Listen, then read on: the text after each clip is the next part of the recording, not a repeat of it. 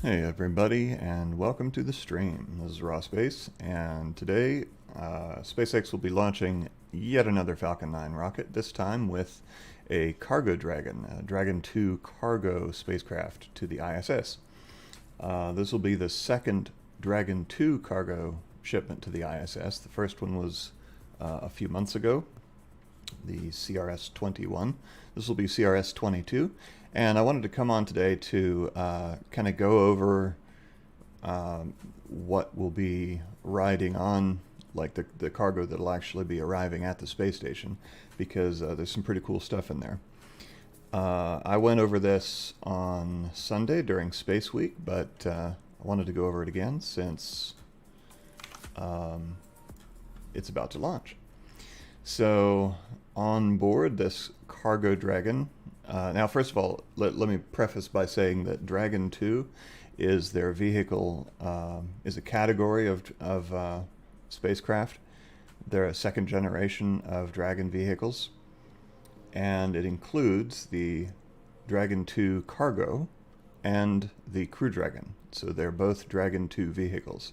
The main difference is that in the Dragon 2 cargo, there are no seats. It's all cargo space. And there are also no Super Draco launch escape system engines. The Super Dracos are not needed for the cargo missions, only on the manned missions. So, yeah. So on this particular CRS-22 cargo Dragon, there will be 920 kilograms of science experiments, 345 kilograms of space station hardware, 341 kilograms of crew supplies, including food and clothing, because after all, they don't wash clothes up there. They just wear them for as long as they can and then toss them out, because they have no way to wash clothes. 52 kilograms of spacewalk equipment. I'm not sure exactly what that consists of, but maybe replacement parts for the EVMUs or something like that. 58 kilograms of computer stuff, and 1,380 kilograms, or 3,040 pounds, of external payloads, which is primarily the first pair of ISS rollout solar arrays, or IROSA. that will be stowed in the Cargo Dragon's trunk, which is the unpressurized storage area at the bottom of the spacecraft. Now, the IROSA solar arrays are next generation solar arrays that will be placed on top of, they're shorter, but they're more efficient. They'll be placed on top of the existing solar arrays. And once they're installed, they will provide the ISS with up to 30% additional solar power generation, because as time progresses, both we and the ISS consume more and more power for the various experiments and other things. Additionally, the original solar arrays are getting pretty old at this point, and their efficiency may be on a downward trend. So the IROSA prep spacewalks have already been conducted to prepare the adapter mount points for the new solar arrays. And let's see. In addition to the solar arrays, some other equipment on this cargo delivery will include a catalytic reactor for the station's water production capability, a commercial crew vehicle emergency breathing air assembly regulator manifold assembly, or CBA-RMA, which will provide up to 5 crew members with emergency air for up to an hour in the event of an ammonia leak. So if the air on the ISS becomes poisoned by ammonia, this CBA-RMA will provide air for up to 5 crew members for up to an hour, I guess, while they get suited up or get masks on or whatever they need to do to fix that ammonia leak, or maybe simply allowing time for the space station's air scrubbers to remove the toxic ammonia from the air, because the ISS has very advanced air scrubbers to keep the air clean.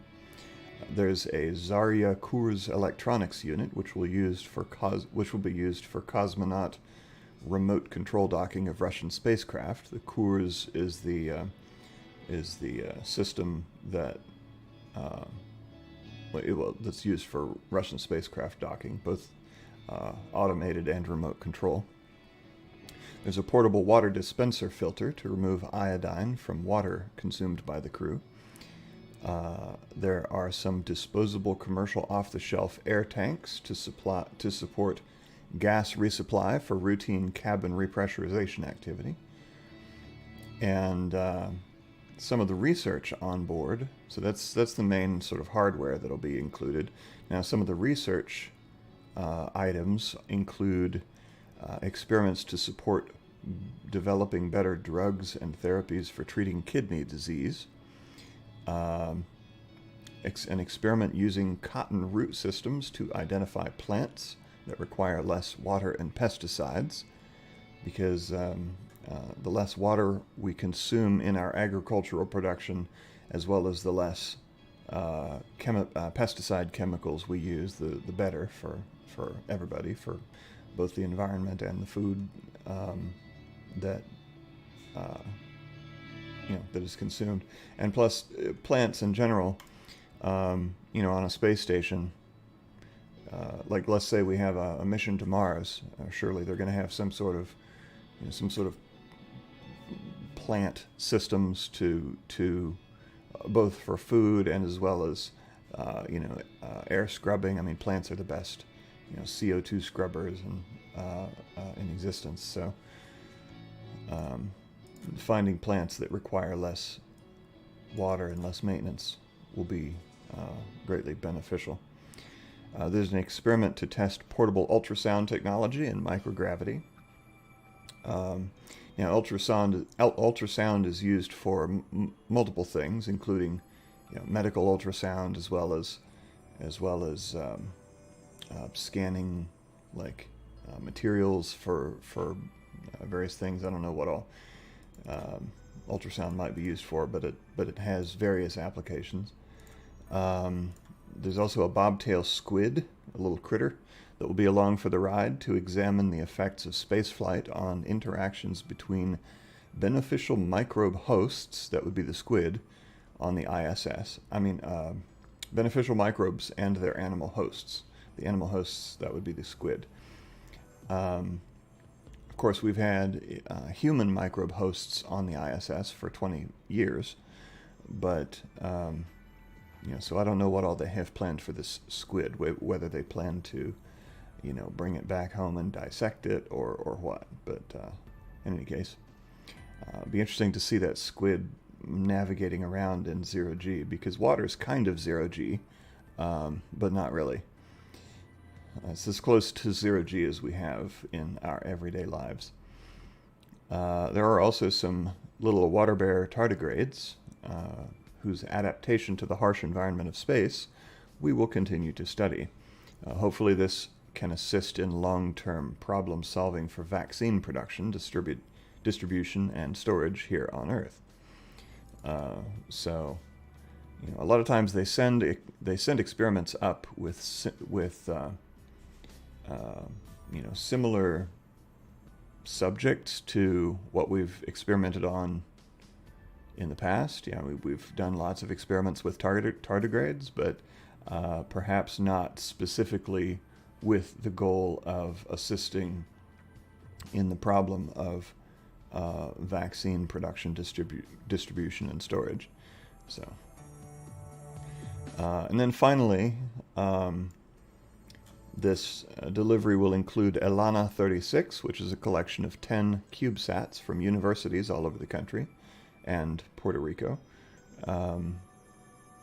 doing a whole variety of things. But if you want to look at the details of that, you can find all this information and more on the CRS-22 Wikipedia page. They elaborate on all those university experiments.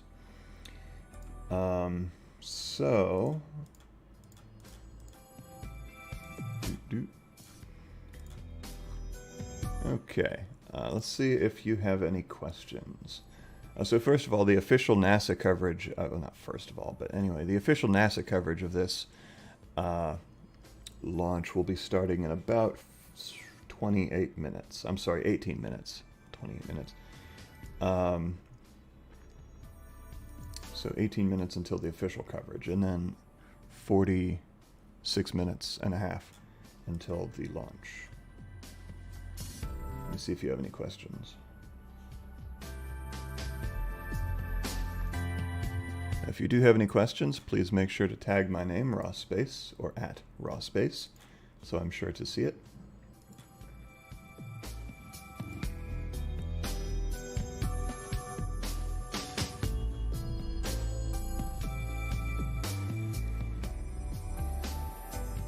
As of 9 minutes ago, Linden Mailbox says TFR is still good, meaning that the temporary flight restrictions are still in place for the launch. Because if the TFR were to be rescinded, then we'd be looking at a delay.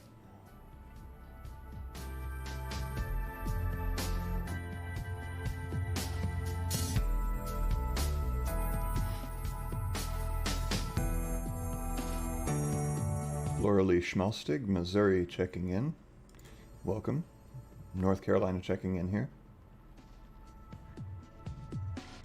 The Yo-Yo Zo says the weather is pretty dicey. What is the chance of it? What is the chance it will go today? I heard one person saying the weather was beautiful. Wesley von Koikhoven says how long approximately to launch. That would be 44 minutes and 52 seconds approximately. The countdown timer is at the very top of the screen above my head in white letters.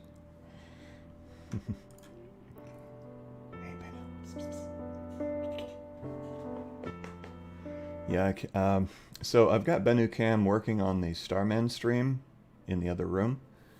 But I don't have it for my live streams because Benny's investigating something on the stairs.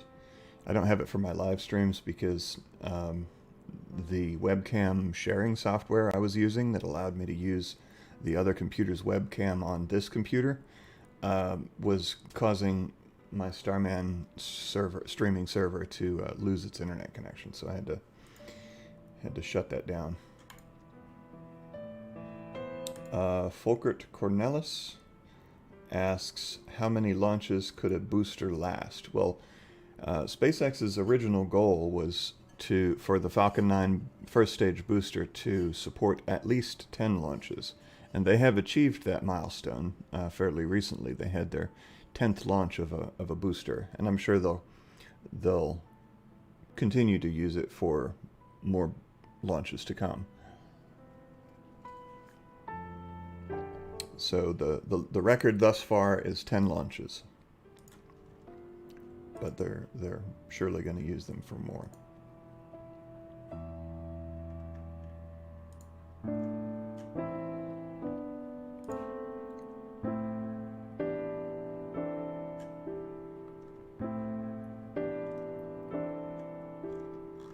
Okay. Purvi Bahat asks, when will SpaceX first send humans to Mars? That's a good question.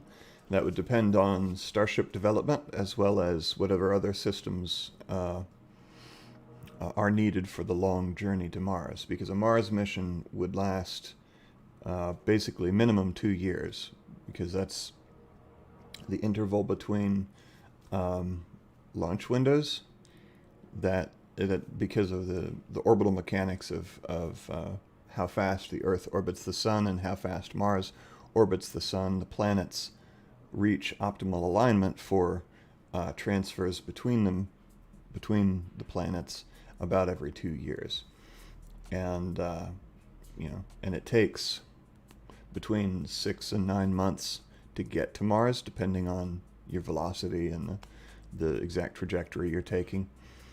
So, so you need to develop a Mars mission for much longer duration in space than we're accustomed to. One of the problems that astronauts face in space, there's one of the big problems astronauts face in space is zero gravity is not good for our bodies. I mean, it may be fun, it may be comfortable, it may be easy to just sort of float there and not have to use your muscles to keep your body erect, but it's not good for us. Zero gravity causes significant amounts of bone loss, bone density loss, muscle mass loss. Astronauts on the ISS work out for 2 hours a day minimum in order to combat this effect, because you and me, being anchored to the ground by 9.8 meters per second squared of gravitational acceleration at sea level, we have to use our muscles all the time, and our bones are constantly bearing the weight of our bodies. In space, you don't get that. Your body is just floating in 0G. And so that's big problem number one. Big problem number two is radiation. Solar radiation as well as cosmic rays, which are primarily protons that are traveling at incredibly high speed from elsewhere in the cosmos, throughout the galaxy and beyond even. Within the protective sheath of our magnetosphere here on Earth and in low Earth orbit, where the ISS orbits, we are largely protected from solar radiation as well as from cosmic rays. Plus, on the ground, we have the additional protective layer of our atmosphere, which cosmic rays tend to impact with molecules in the atmosphere and then scatter. So we're protected from most of that down here. But beyond the protective shield of Earth's magnetosphere, you're wide open and exposed. you know, any. I mean, there's a sort of a baseline of solar radiation that's always present because the sun is always emitting radiation in all directions. But in addition to that, you have solar flares and, you know, coronal mass ejections and things like that, which can cause sort of acute dangers to astronauts in deep space. And before any mission to Mars, we're going to have to figure out solutions to those challenges. You know, because we can't have astronauts being irradiated to the point where they become ill, and we also can't have astronauts reaching Mars in a weakened state because of prolonged exposure to zero G, and then unable to effectively conduct their mission. Because, you know, when astronauts return to Earth from the ISS, it takes them a while to recover. You know, if they land in a Soyuz, then they're literally carried down from the Soyuz craft by, you know, people holding, you know, carrying them and placed in chairs where they're carted off to, you know, sit and whatever, relax, recover. But yeah, so hopefully we can surmount these challenges, because remember, we have, you know, millions of years of conditioning on this planet for this planet's environment. You know, gravitational conditions, atmospheric conditions.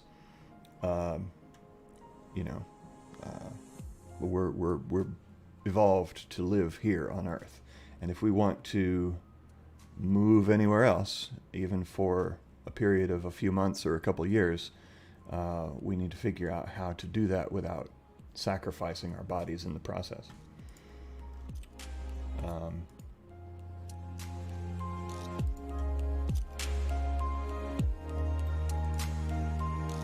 2026, I'd say there's zero chance of that. That's way too aggressive a timeline. Yeah, but what do I know? I'm just a dude.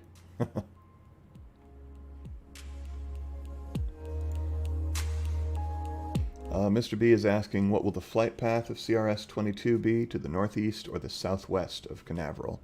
I am not entirely sure. Well,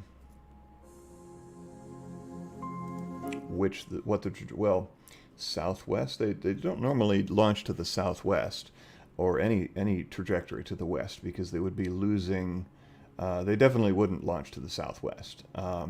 But as far as whether they launch to the southeast or the northeast, because if you launch to the west, you're losing orbital velocity, because you're going against the Earth's rotation, or you're going, you're going with the Earth's rotation, so you'd be losing orbital velocity. And the space station itself travels to the east, you know, either northeast or southeast, depending on where it is in its orbit.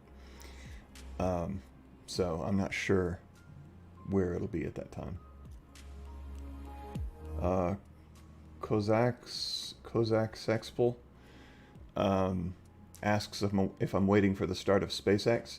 So the SpaceX coverage usually starts about 15 minutes before the launch, but NASA's coverage is going to start about a half hour before the launch, which is in approximately 7 minutes from now.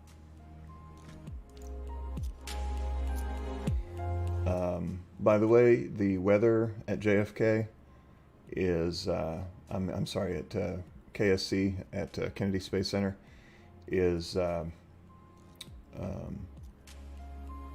no precipitation, mostly clear skies, wind speed of 6 meters per second, temperature of 28 degrees Celsius. So it sounds very nice down there.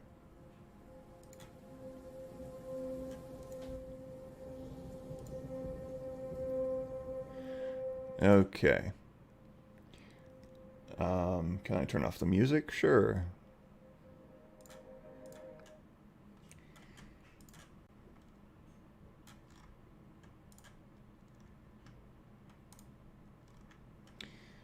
Let's see. Wolf 1970 asks, once Starship is up and running, will the Falcon 9 be scrapped? Not likely. They have a lot of... I mean, the Falcon 9 is a real workhorse, and they have a lot of... I mean, it's not only flight proven and then some, but also they have a lot of contracts tied to the Falcon 9, like their commercial crew contract, the cargo resupply contract, with the space station. Additionally, Starship's, launch profile and, launch capabilities are going to differ significantly from Falcon 9, so it may not be the ideal vehicle for some launches.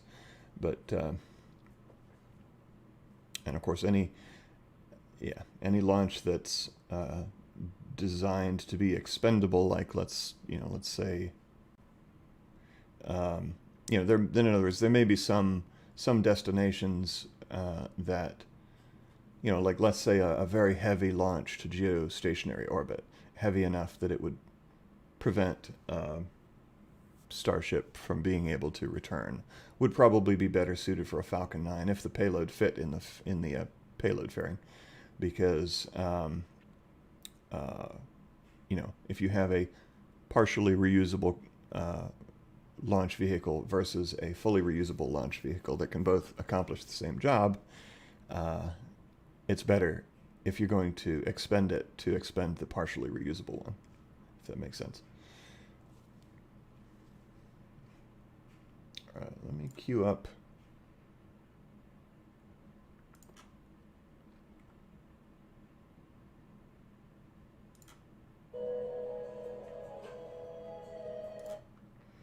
Let me queue this up real quick. I'm going to roll back to I'm going to go ahead and wrap up this Q&A. NASA should begin their coverage here in about 4 minutes, but I need to get it queued up, so I'm going to go ahead and revert back to the splash screen so you can listen to some tunes, and let's get this launch going. So thanks for coming, and I'll see you on the other side. Also, I do want to answer one last. PNA, ANL, any updates on the James Webb Telescope? Not that I'm aware of. And so we're looking at either a launch later this year or next year. I'm not sure of the exact schedule. I don't pay too closely attention to distant launch targets because they change so often that expending my energy paying attention to sliding dates in the future is sort of a exercise in futility. But in any case, thank you all for coming, and I will get the official coverage started here in about 3 minutes.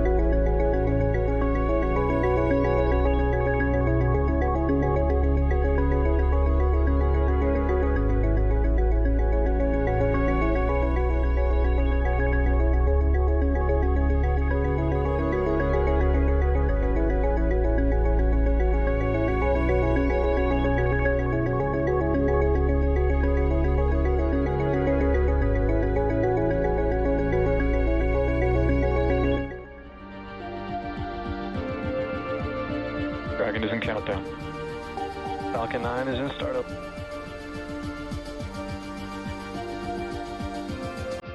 Dragon, SpaceX, go for launch.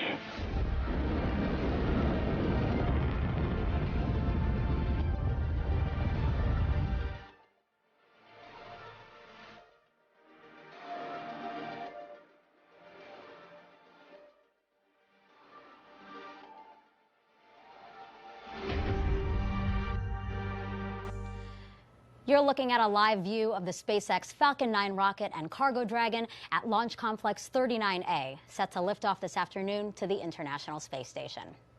Good afternoon and welcome to NASA's Kennedy Space Center in Florida. I'm Megan Cruz with NASA Communications. Today's cargo mission, known as Commercial Resupply Services Mission 22, is scheduled to launch at 1:29 p.m. Eastern Time. It will be the second resupply mission to the space station on the upgraded Cargo Dragon spacecraft. We will show you some of the incredible technology headed to space today, including brand new solar arrays to give the station a power boost. But first, we are really excited to be simulcasting today's live coverage on NASA TV and the SpaceX webcast with our partners based at the company's headquarters in Hawthorne, California. Let's bring in Shiva Bharadwaj now. Shiva, it's so nice to have you with us today. Thanks, Megan. It's really exciting to be covering today's mission in partnership with NASA. It's the 5th Dragon flight to the International Space Station since May 2020, with many more planned for the upcoming year. And as you mentioned, this will be the second cargo resupply mission for our upgraded Dragon. This cargo vehicle will be joining the Crew 2 vehicle on orbit, making it just the 3rd time that we've had 2 Dragons docked at the space station. Now you're looking at a live view of a brand new Falcon 9 booster. This is actually the first new booster that we're using this year, and the vehicle stands 229 feet tall, or slightly taller than a 21-story building. Now, Falcon 9 is a reusable 2-stage rocket designed and manufactured by SpaceX for the reliable and safe transport of both people and payloads into Earth orbit and beyond. This Falcon 9 rolled out to the pad and went vertical on Tuesday, June 1st around 3 p.m. Eastern Time. And actually, just before the program started at around T-minus 35 minutes, we began loading propellants onto Falcon 9. Falcon 9 uses 2 propellants. The first of those is a fuel, a refined form of kerosene known as RP1 or Rocket Propellant 1. And for our oxidizer, we use super chilled liquid oxygen, referred to as LOX. We chill the LOX well below the boiling point, which helps increase its density so we can load more of it into the first and second stages. Now, to start the engines, we also need an ignition source. For that, Falcon 9 uses a chemical igniter called TTAB. You'll see a characteristic green spark at around the T-minus 0 mark right before the rocket takes off. Now, the bottom 2/3 of the vehicle is what we refer to as the first stage. Its objective is to accelerate the vehicle through the Earth's atmosphere to space, and then it'll separate from the rest of the rocket. Today, we will be attempting to recover this first stage on our drone ship named, Of Course I Still Love You, that's stationed out in the Atlantic Ocean. And if you've been keeping count at home, if we successfully land the Falcon 9 today, it'll mark our 86th successful landing of an Orbital-class rocket.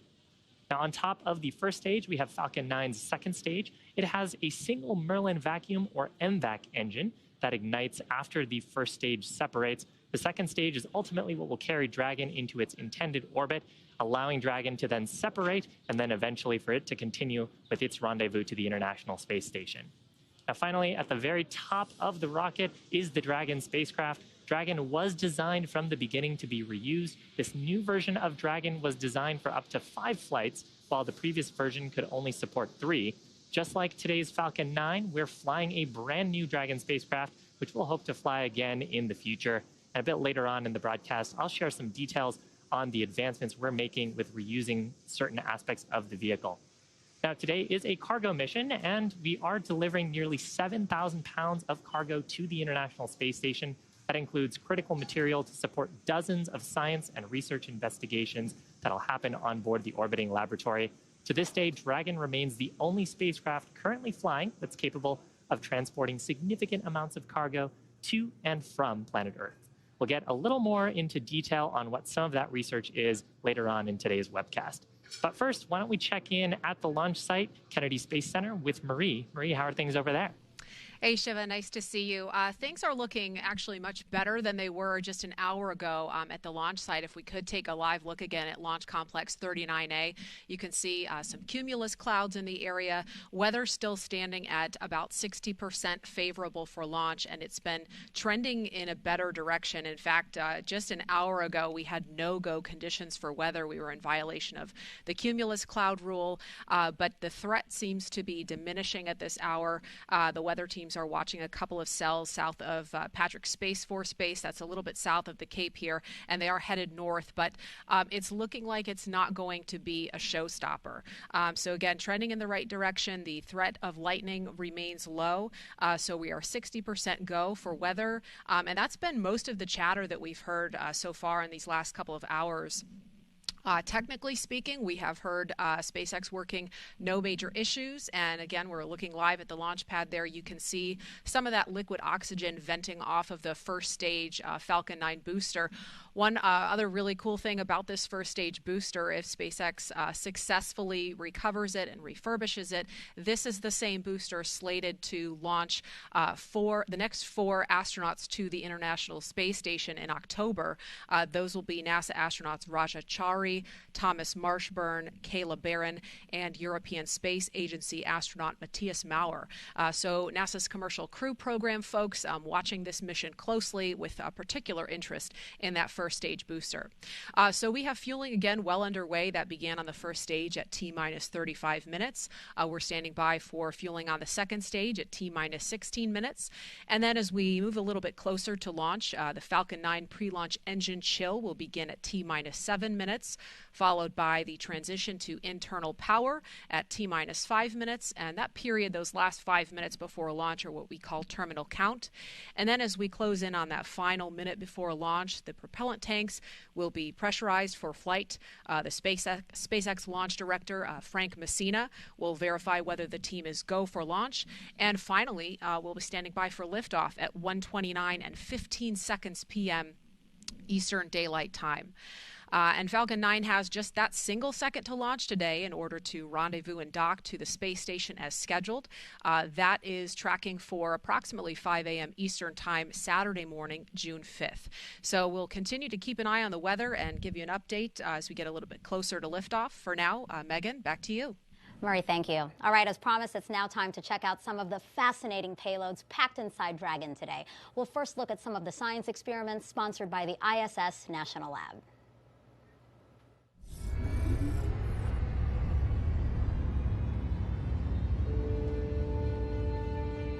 More than 900 pounds of research and supplies are launching to the International Space Station on SpaceX's 22nd Commercial Resupply Services mission, including several investigations sponsored by the U.S. National Laboratory.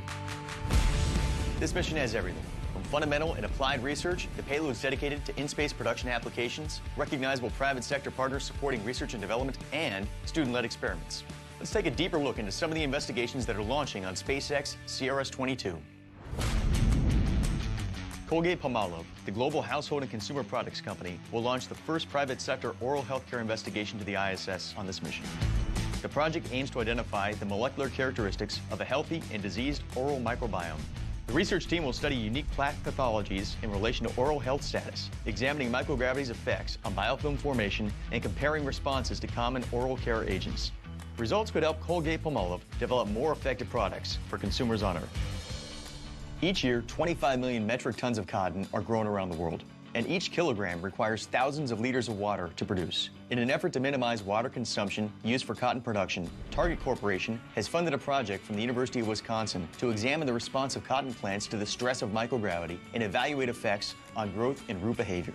This investigation seeks to better understand the genetics involved in root system development, which could lead to the production of cotton plants that use water more efficiently on Earth. The National Center for Advancing Translational Sciences, one of the 27 institutes and centers of the National Institutes of Health, continues to work with the ISS National Lab to fund projects as part of the Tissue Chips in Space initiative. Tissue chips contain human cells grown on an artificial scaffold to model the structure and function of human tissue. Using tissue chips in space, researchers can develop better models of disease and more accurately test potential new therapeutics for patients on Earth.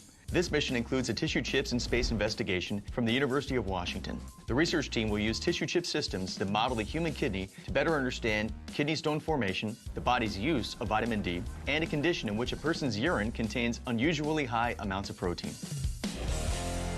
Pharmaceutical giant Eli Lilly and Company has a history of sending research and development to the orbiting laboratory.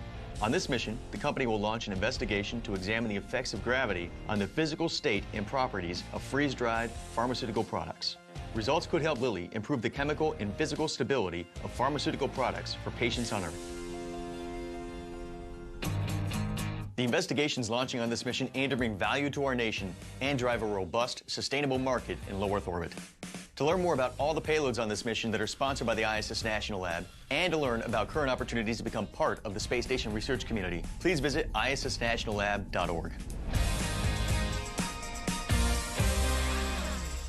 Now, you heard in that video about an experiment with cotton. Let's take a closer look at that one, because you might be amused by its name, TikTok. And no, it has nothing to do with the social media app TikTok. Here to help us understand the name and why this research is so significant is Principal Investigator Dr. Simon Gilroy. Dr. Gilroy, thank you so much for joining us. Oh, my pleasure to be here. Well, obviously, we've said TikTok. Your TikTok is different from the TikTok most of us know. So what is your TikTok? Yep, we definitely came second.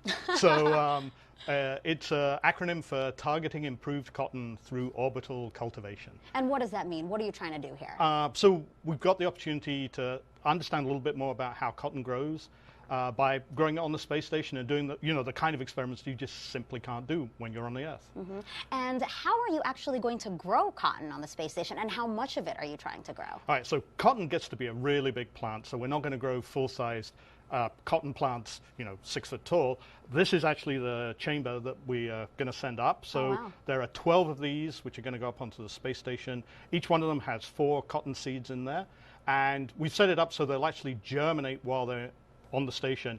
And they'll fill this chamber after about 6 days. Wow, that's amazing. And so what exactly are you trying to figure out in space that can hopefully help us here on Earth? Cotton is an incredibly thirsty crop. It uses tremendous amount of water, hundreds of gallons just to make one t-shirt. And it also uses a lot of inputs like nutrients that the farmers have to add, pesticides. And a lot of those features of cotton, they are root traits. So they're things that, the root takes up the water, the root takes up the nutrients. And so what we're hoping to do on the space station is learn a little bit more about how that root system develops, with the idea that if we can, very specifically for us, understand how gravity directs that root system to grow and spread throughout the soil, we might be able to target features there that then we can give that information to breeders, who will then be able to go down the road of improving cotton. Yeah, basically to make better cotton, right? Yeah, absolutely. That's amazing. How does it feel to have science going up to space today? I mean, it is an amazing opportunity. We've shot a couple of experiments up to the space station before. Every single time, it's a rush to see your stuff going up on the rocket. I got to ask you, why cotton? Cotton, partly because we have the opportunity to understand a little bit more about a really important economic crop with a big environmental footprint on Earth. So using the facilities of the space station to do things that we just could never do on Earth.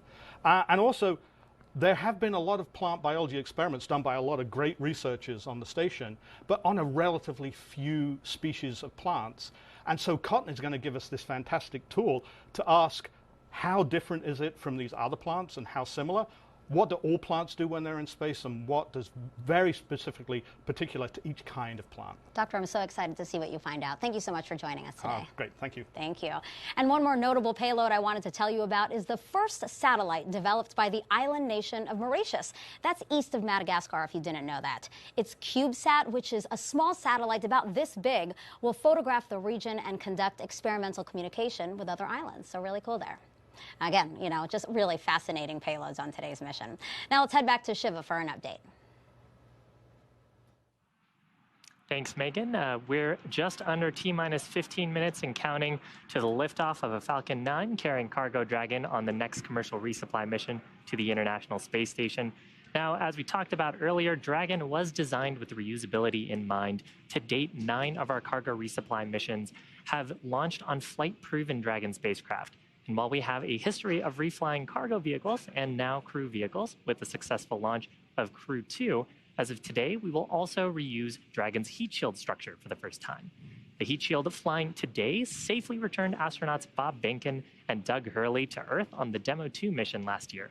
Reusability allows SpaceX to refly the most expensive parts of the spacecraft, and that in turn drives down the cost of space access. So while Dragon today is a new vehicle, there are a handful of components flying that have seen some space before, the heat shield structure just being one example. Now, speaking of new technologies, the astronauts on board the International Space Station are eagerly awaiting this next delivery of science to keep them busy on the world's only orbiting laboratory. We had a chance to catch up with a couple of them to hear about the work they've been doing since they arrived safely on the Crew 2 mission back in April. Hi everyone, welcome to the International Space Station. I'm Aki Hoshide and we're here during Expedition 65 and I'm Megan MacArthur, one of the flight engineers for the mission. And you probably know we have a cargo mission coming up real soon, SpaceX 22. And I'm excited to see what that's going to be like. I think it's going to affect our pace and everything that we've got going on. Aki, you've seen this before. You captured actually the first cargo resupply mission from Dragon about 9 years ago. So tell me, what was that like? Yeah, 9 years ago. That's a long, long time ago. Well, that was my first time to actually capture a cargo vehicle with a robotic arm, and so it was a horrifying 2 minutes, holding my breath and trying to capture it without making any mistakes. This cargo Dragon will be actually a little bit different. So what's different about this one? This time it's just going to dock. So without the help of the robotic arm, it's going to automatically dock to the International Space Station. And of course, it will be similar to our crewed vehicle that we came up in, so everything should look pretty much the same. Just there won't be people, there'll be cargo and a lot of science experiments.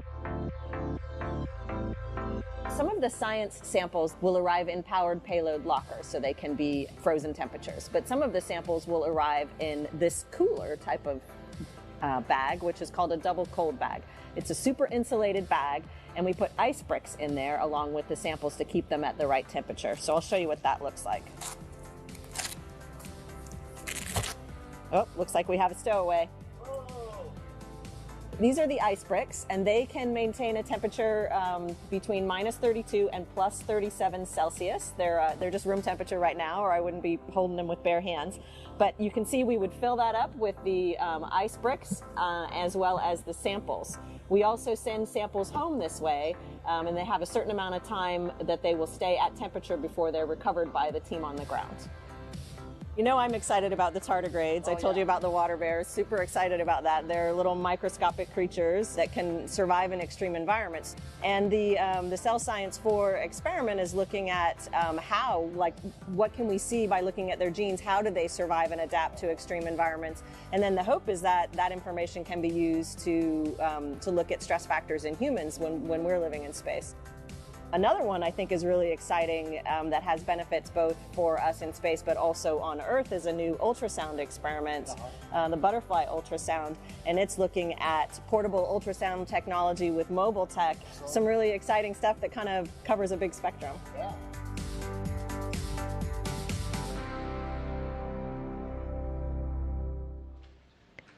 And that was NASA astronaut Megan MacArthur and JAXA astronaut Aki Hoshide aboard the International Space Station.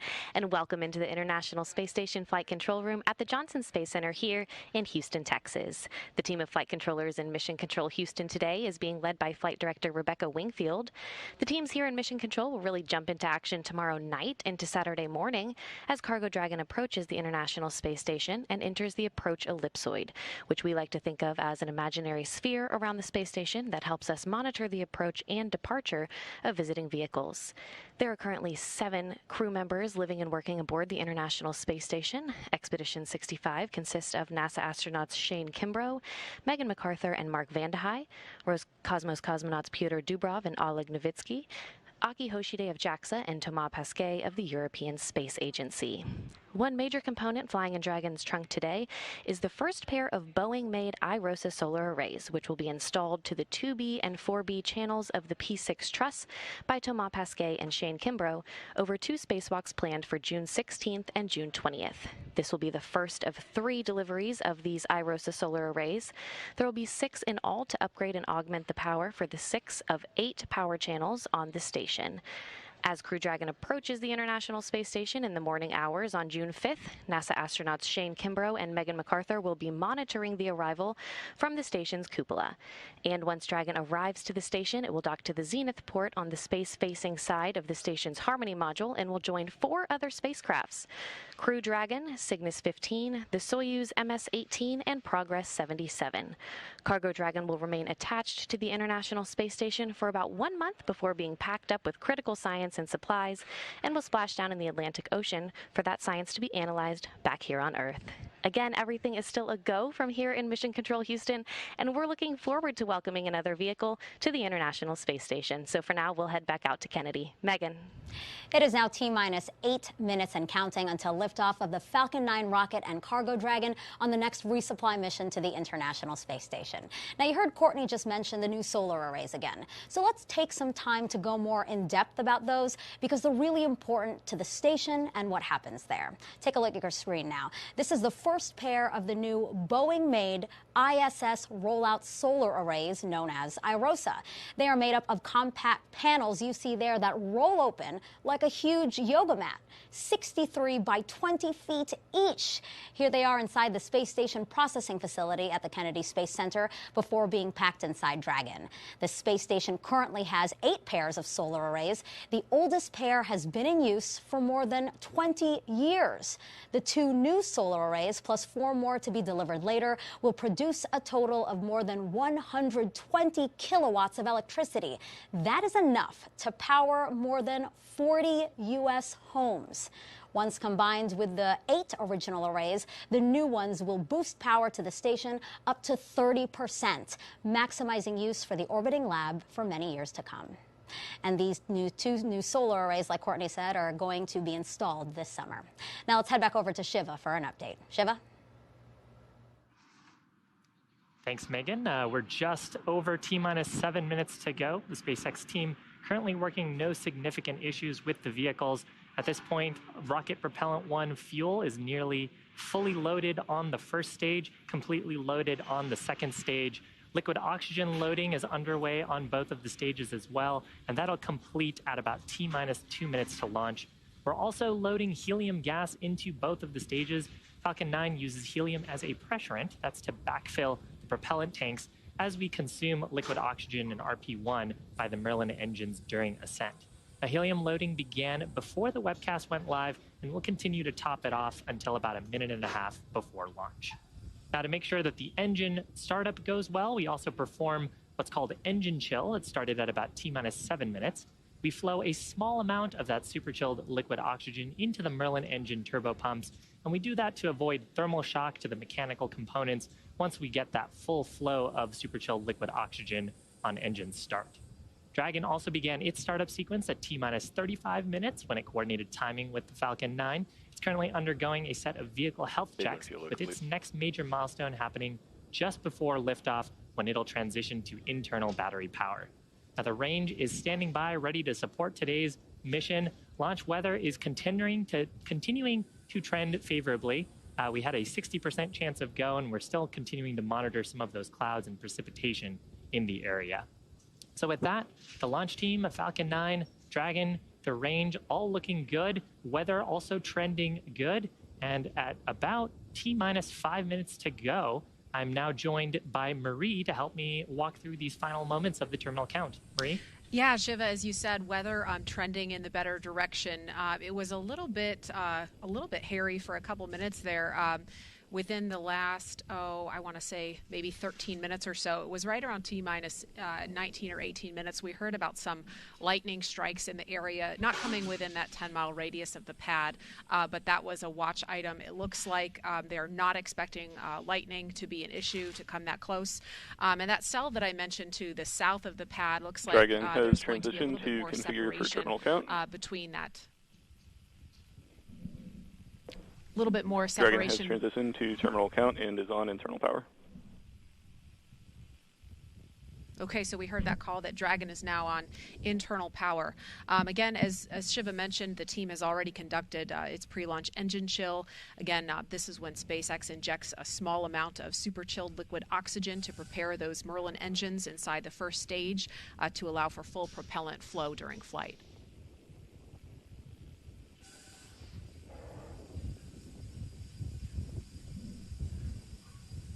And we can hear the hissing from some of that liquid oxygen venting off the side of the rocket as it meets that Strong back retract in progress.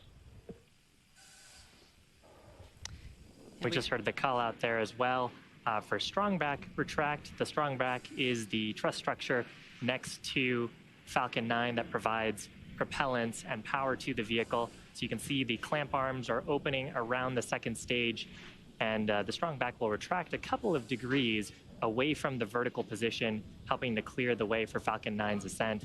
In these last few minutes, Falcon 9 is performing a set of health checks on its primary communications, avionics, and propulsion systems in preparation for flight. We'll continue to hear call-outs if the engines are sufficiently chilled in and for some of these milestones that are coming up next. And there you can see the strong back starting its retraction away from the vertical position.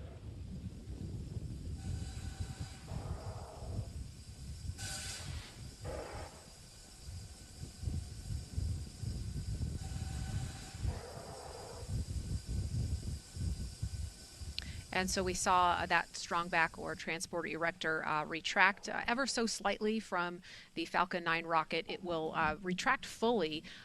Bleed verification. Just as we get to the moment of liftoff to allow for Falcon 9 to clear the pad. Also happening now are some checks of the second stage thrust vector control actuators. That is often referred to as an engine wiggle test, and this is when SpaceX moves the thrust Stage nozzles. 1 complete. And we just heard the call for the Stage 1 LOX load complete. Again, that engine wiggle test happening now to make sure that the guidance hardware is go for flight. SpaceX will do the exact same checkouts on the first stage engines, and that will happen just a few seconds before ignition. Yeah, and we just heard that call out for first stage LOX load complete.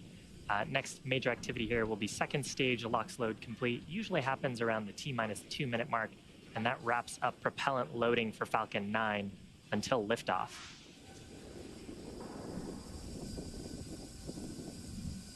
Dragon also continuing to perform final health checks Stage to make 2 sure LOX all load of complete. its systems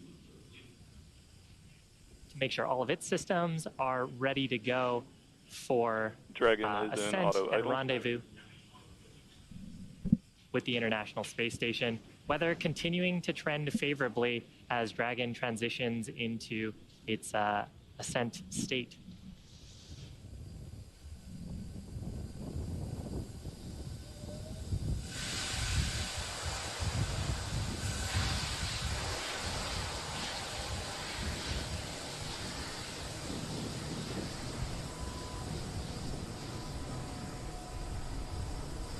Weather remaining go as we are approaching the T-1 minute mark when Dragon will transition to internal power.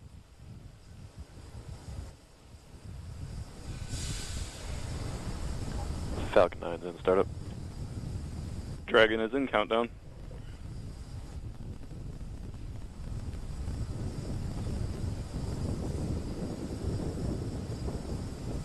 LD, go for launch. The launch director. Launch director pulled Stage go 2, for press launch. flight. So with that, all systems are currently go for just over T-minus 30 seconds to liftoff. T-minus 30 seconds. And at T0, the rocket will be released from the hold down clamps at the pad. And as I mentioned earlier, that strong back right next to the rocket will retract the rest of the way, clearing the way for liftoff. Stage 1, press for flight. T-minus 15 seconds. Falcon 9 is configured for flight. 10, 9, 8, 7, 6, 5, 4, 3, 2, 1, 0. Ignition. Liftoff. And liftoff of the 22nd SpaceX Cargo Resupply mission. bringing new solar arrays to the International Space Station. Stage 1 propulsion is nominal.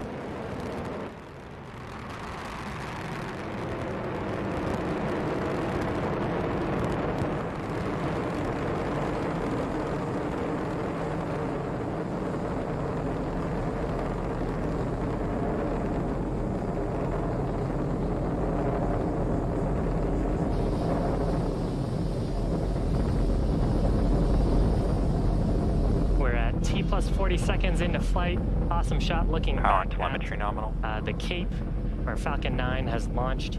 We're coming up on the next major milestone. That's the point of maximum aerodynamic pressure. That's when the Falcon 9 stresses is on the supersonic. vehicle will be the highest. Execute.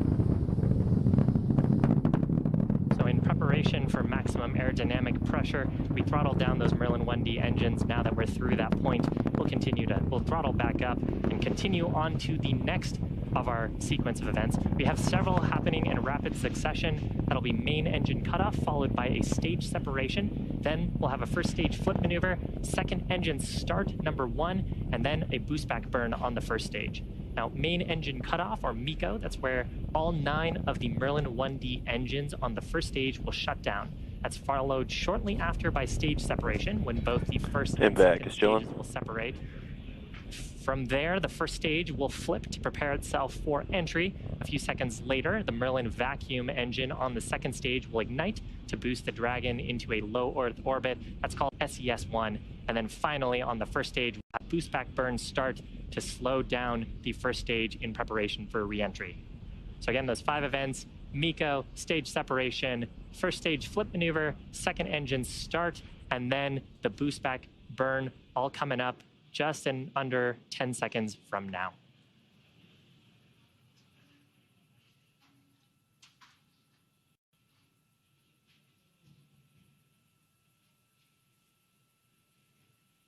MECO. Stage separation confirmed.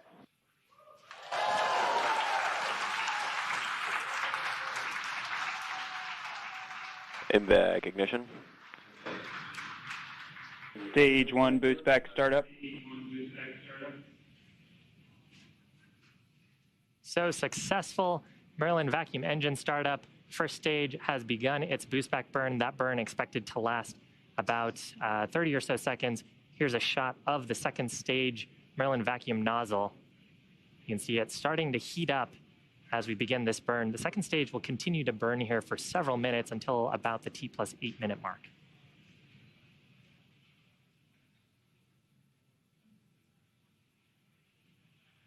Stage 1 boost back shutdown. If you're just joining us, welcome. You're watching a live webcast for the 22nd Commercial Resupply mission to the International Space Station for NASA. This is SpaceX's 17th launch of the year, and we are flying a cargo configuration of our New Dragon spacecraft.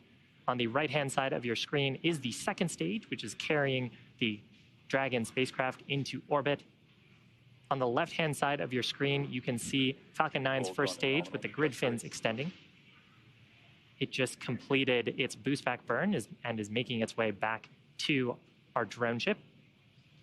Now, the rocket has to do more than just go up. It has to go sideways really fast. At liftoff, gravity is pulling straight down on the rocket, but as we ascend, we tilt the engines. That's called gimbaling, and that begins to turn the rocket horizontally. We're still going up, but we're also heading horizontally away from the launch pad. That maneuver is called a gravity turn. The rocket typically needs to go about 7.5 kilometers per second, or about 17,500 miles an hour, to avoid being pulled back down to Earth and to get into orbit. So that's what the second stage is doing right now. Now, the first stage, in order to make its way back to our drone ship, named, of course, I Still Love You, it has 2 more burns to do. First is an entry burn. It'll ignite 3 of its Merlin 1 engines. That'll help to slow it down as it re-enters the Earth's atmosphere. And then the next activity will happen much closer to the drone ship. That is the landing burn. Will ignite just the single center Merlin engine to bring the vehicle's speed rapidly down to 0. You can see the grid fins that are extended on the left-hand side of your screen. We use those for atmospheric control. They help steer the Falcon 9 to make sure we make our way back to that drone ship as we get into the thicker parts of the Earth's atmosphere. And you'll occasionally see periodic bursts of a white gas like that. That's our attitude control system giving us little corrections to our attitude. The next major event coming up here for the first stage is entry burn. 3 of the Merlin 1D engines will ignite. Second stage burn continuing to look nominal. Second stage has a little ways to go. It won't be done with this burn until about the T+8 minute mark.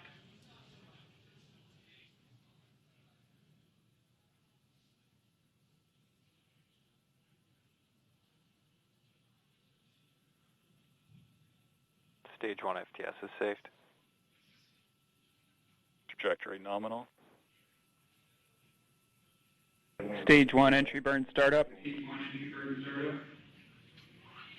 So with that, 3 Merlin 1D engines on the first stage igniting to reduce the vehicle's velocity. You can see that on the bottom left corner of your screen. This burn expected to last about 20 seconds. So from here, the grid fins will continue to take the first stage towards our drone ship stationed out in the Atlantic Ocean. At this point, T+6.5 minutes into flight, second stage is making its way to the initial orbit to drop off the Cargo Dragon spacecraft.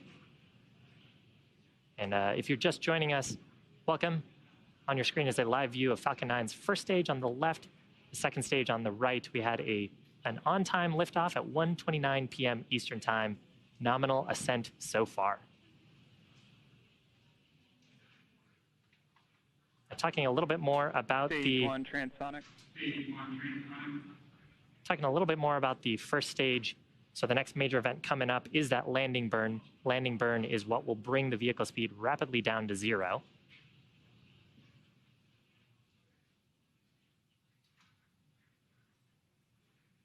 Amazing shots of the first stage during re-entry. Once we get closer to the drone ship, we will deploy our 4 symmetric landing legs around the base of the first stage for hopefully a nice soft touchdown on that drone ship. You can see a shot of that on the right-hand side of your screen.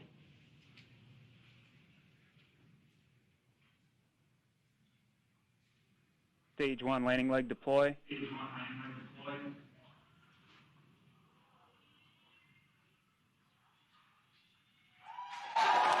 Picture perfect landing of that Falcon 9 for the first stage. First landing for this first stage. 86 successful recovery overall for SpaceX.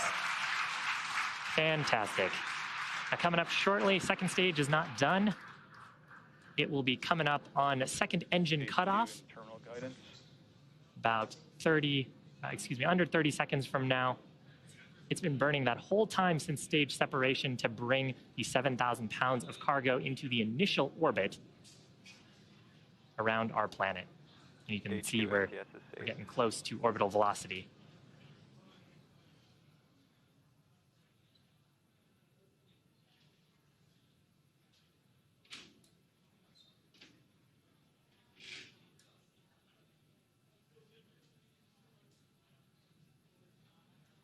Expected loss of signal. Shutdown of the second stage engine. From here, we'll be looking at telemetry, make sure we are in the intended orbit.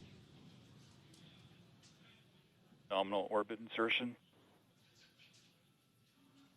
Fantastic. So with that, the second stage has just one major task left. It is commanding separation of the Dragon spacecraft just a few minutes from now.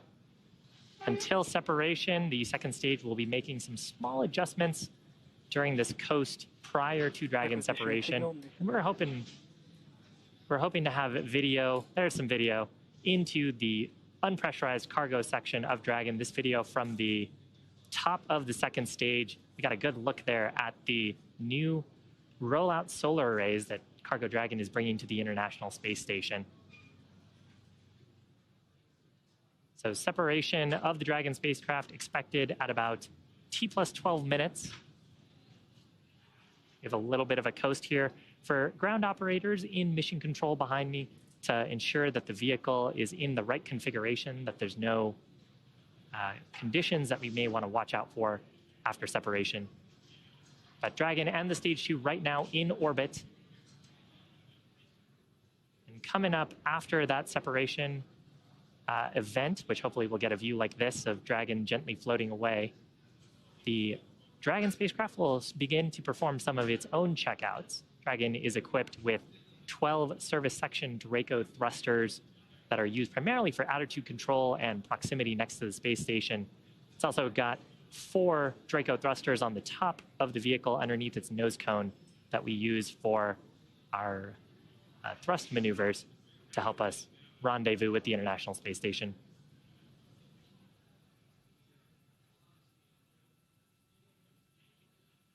So again, successful ascent, successful recovery of our first stage just a few minutes ago.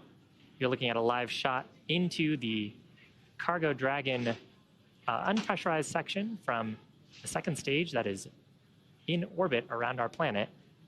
Our next major activity coming up shortly, that is Dragon separation from Falcon 9's second stage.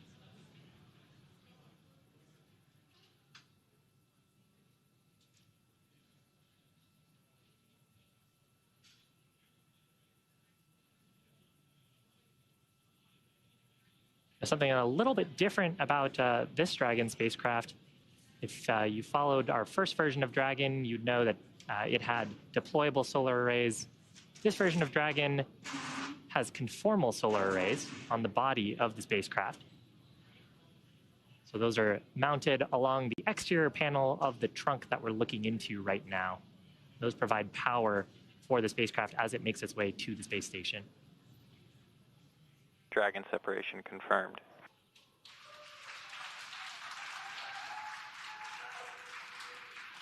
Lovely planet Earth on the left-hand side, Dragon floating away. You can see the rollout solar arrays from this view atop Falcon 9 second stage, watching Dragon gently float away. So again, activities coming up for Dragon. It will begin its service section Draco checkouts, followed shortly after that by the nose cone Expect loss of signal opening. And that's going to complete my coverage here from Hawthorne. But why don't we check in with Courtney at the Johnson Space Center in Houston. Courtney?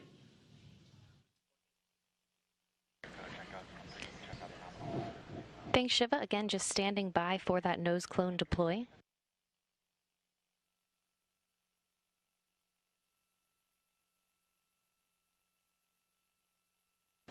The nose cone deploy uncovers the 4 forward bulkhead thrusters, which Dragon will use for its major burn maneuvers coming up.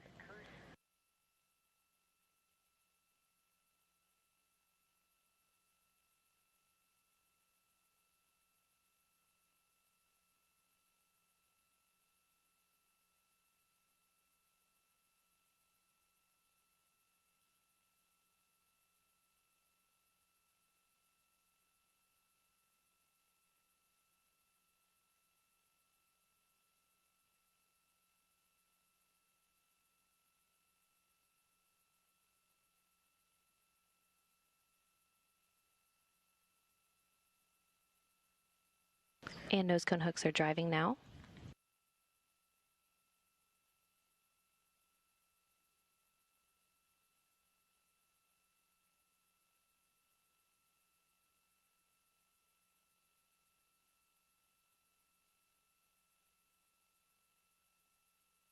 And the hooks are halfway open, again standing by for them to be fully open.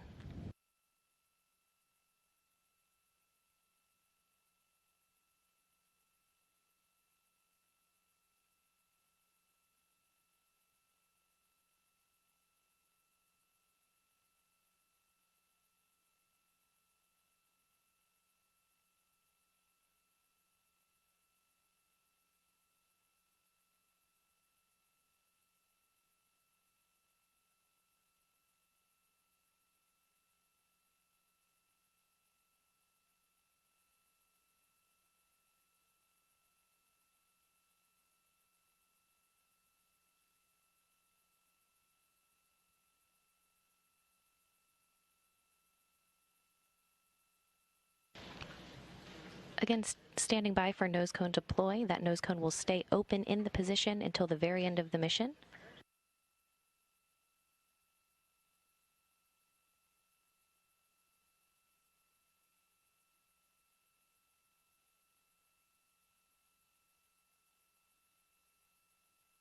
And the first set of nose cone hooks are open, and the second set are starting to open now.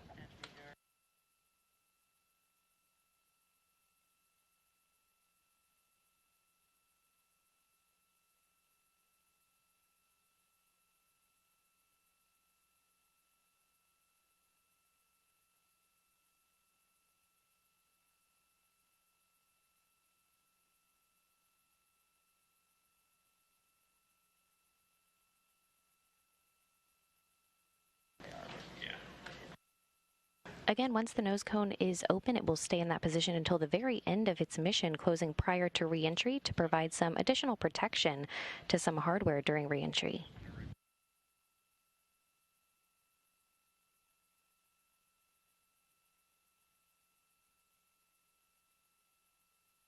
Expected loss of signal, Newfoundland.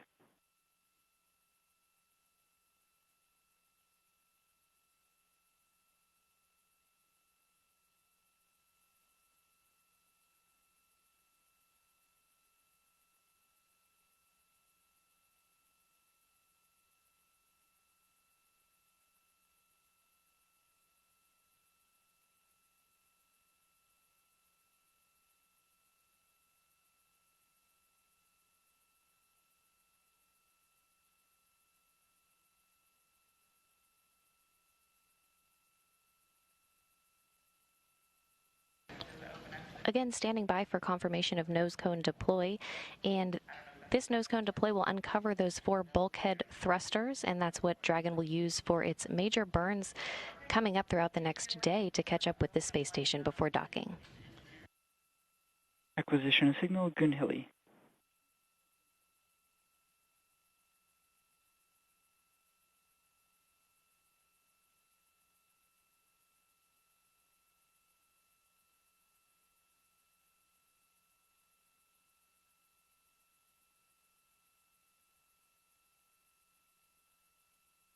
And the nose cone is opening. And nose cone deploy confirmed.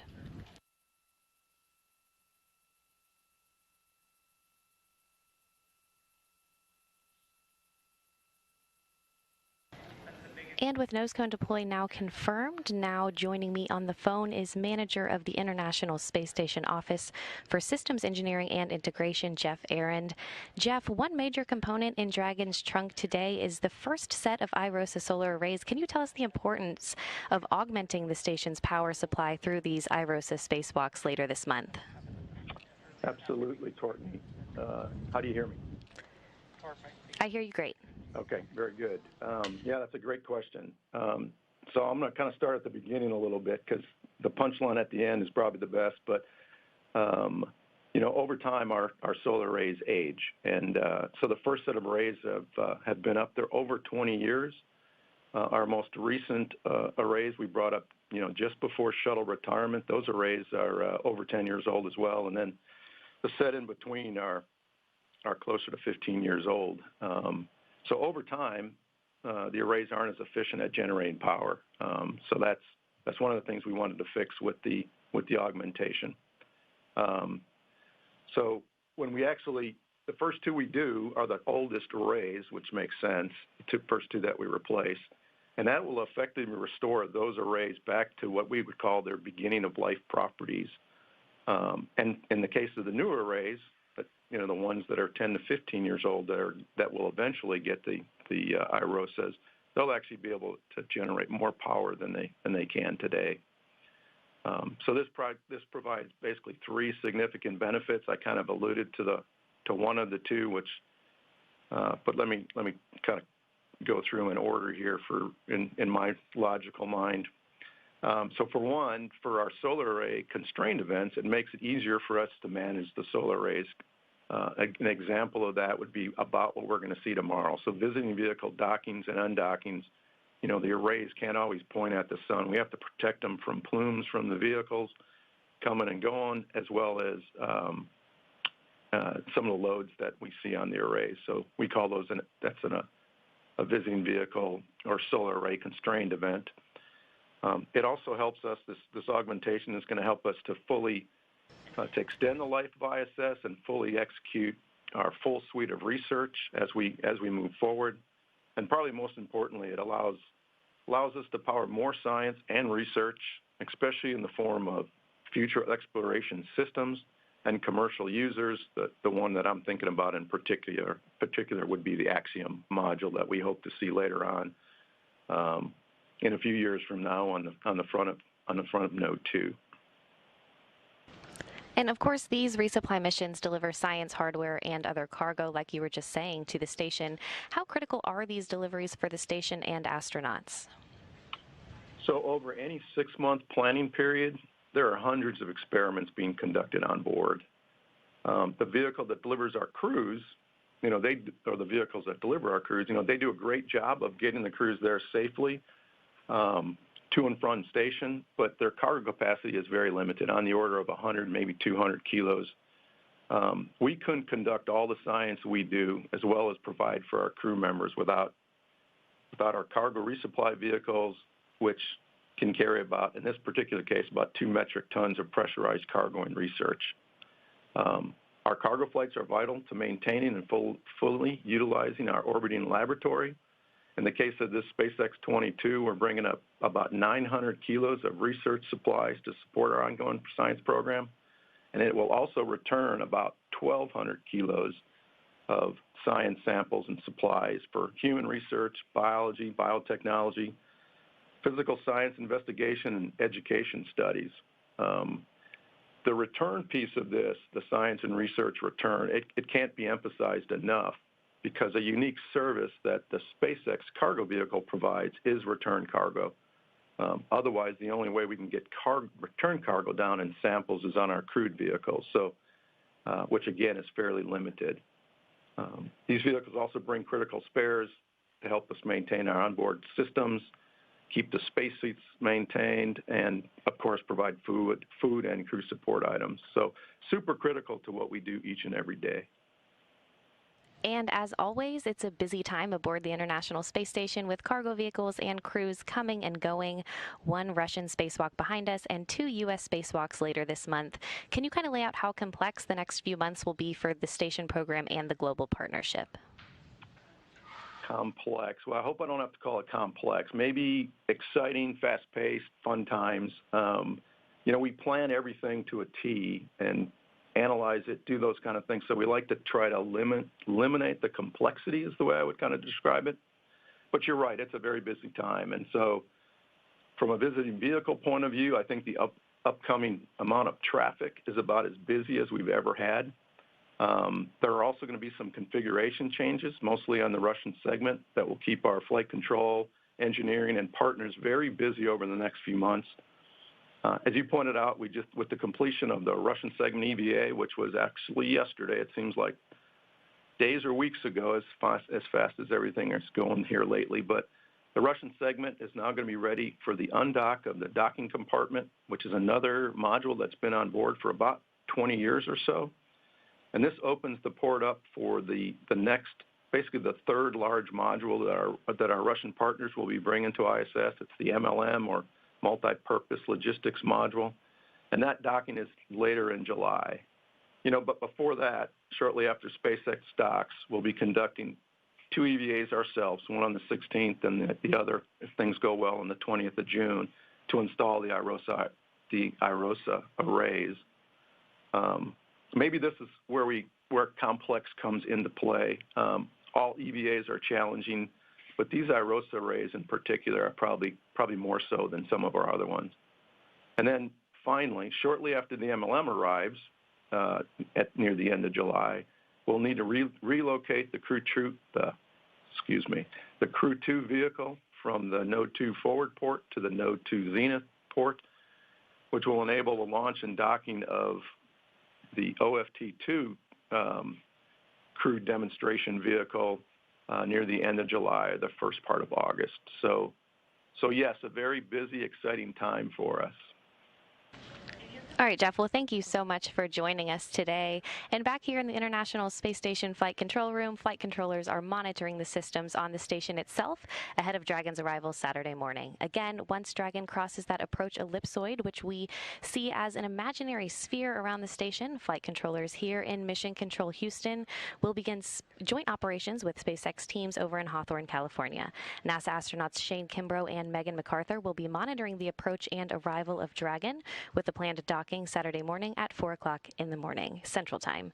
Once Cargo Dragon is docked to the station, MacArthur and Kimbrough will begin hatch operations to open the hatches between the International Space Station and Cargo Dragon.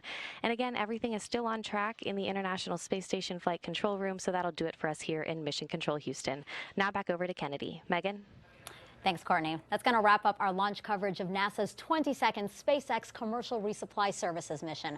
Cargo Dragon is on course to dock to the International Space Station at about 5 a.m. Eastern Time Saturday morning. We will, of course, have live coverage of rendezvous and docking beginning at 3:30 a.m. Saturday morning Eastern Time. In the meantime, you can follow the mission at nasa.gov. Thank you so much for joining us. We'll leave you with some beautiful views of today's launch.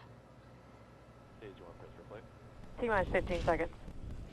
Falcon 9 is configured for flight. 10, 9, 8, 7, 6, 5, 4, 3, 2, 1, 0. Ignition. Liftoff. And liftoff of the 22nd SpaceX Cargo Resupply mission, bringing new solar arrays to the International Space Station. Stage 1 propulsion is nominal.